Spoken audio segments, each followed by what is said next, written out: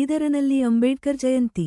ಬೀದರ ನಗರದ ಅಂಬೇಡ್ಕರ್ ವೃತ್ತದಲ್ಲಿ ಜಿಲ್ಲಾಡಳಿತ ಹಮ್ಮಿಕೊಂಡ ಡಾ. ಬಿ.ಆರ್. ಅಂಬೇಡ್ಕರ್ ಅವರ ಜಯಂತಿ ಸಮಾರಂಭದಲ್ಲಿ ಜಿಲ್ಲಾ ಉಸ್ತುವಾರಿ ಸಚಿವ ಈಶ್ವರ ಖಂಡ್ರೆ ಅವರು ಮಾತನಾಡಿದರು.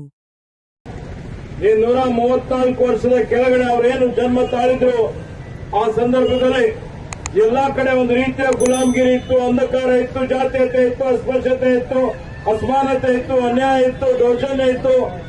ಅನೇಕ ರೀತಿಯಲ್ಲಿ ಶೋಷಣೆಗೆ ಒಳಗಾಗಿದ್ದಂತ ಜನ ಇದ್ರು.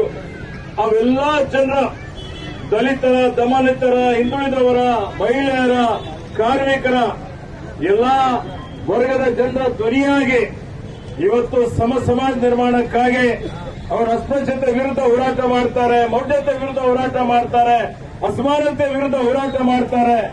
ಬಾಲ್ಯದಿಂದಲೇ ಇವತ್ತು ಹೋರಾಟ ಮಾಡ್ತಾ ಅದರಲ್ಲಿ ವಿಶೇಷವಾಗಿ ಎಲ್ಲಾ ಕ್ಷೇತ್ರಗಳಲ್ಲಿ ಅವರು ಜ್ಞಾನಿಗಳಾಗಿ ಅವರೇನೊಂದು ಕರೆಯನ್ನು ಕೊಟ್ಟಿದ್ದಾರೆ, ಶಿಕ್ಷಣ, ಸಂಘಟನೆ ಮತ್ತು ಸಂಘರ್ಷ. ನಮ್ಮೆಲ್ಲರಿಗೆ ಅದರಲ್ಲಿ ವಿಶೇಷವಾಗಿ ಯುವಕರಿಗೆ ಆದರ್ಶವಾದಂತದ್ದಿದೆ.